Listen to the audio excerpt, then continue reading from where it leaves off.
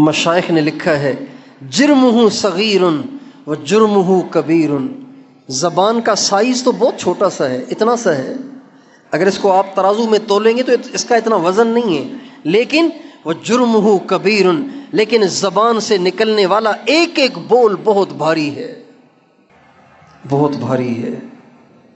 زبان سے نکلنے والے بول میں بڑی تاثیر ہے، گولی میں وہ اثر نہیں ہے، گولی میں اور بم میں وہ اثر نہیں ہے جو زبان میں اثر ہے۔ ایک مثال کے طور پر ایک باپ اپنے بیٹے پہ غصے ہو گیا، ایک باپ اپنے بیٹے پہ غصے ہو گیا۔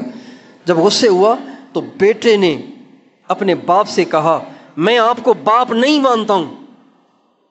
اب یہ ایک بول ہے، ایک بول ہے، لیکن اس بول کے بعد میں آپ سے پوچھتا ہوں اس کے باپ کو نیند آئے گی؟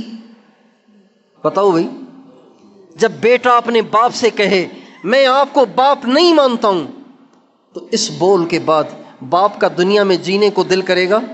بتائیے، کیا باپ کو نیند آئے گی؟ کیا باپ سے کھانا کھایا جائے گا؟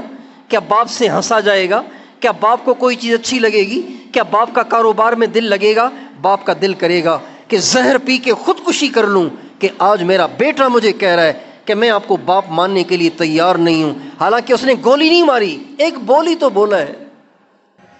ایک خاوند اپنی بیوی سے کہے تو مجھے ایک منٹ کے لیے اچھی نہیں لگتی، چاہے اچھی لگتی بھی ہو پھر بھی غصے میں آ کے کہہ دیا تو مجھے بالکل اچھی نہیں لگتی، تو بتائیے اس بول کے بولنے کے بعد اس بیوی کو نیند آئے گی؟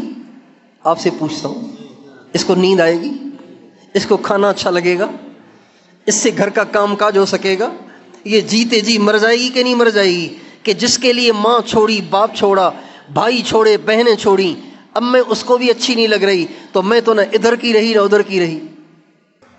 بول میں کتنا اثر ہے، ایک بول میں کتنا اثر ہے۔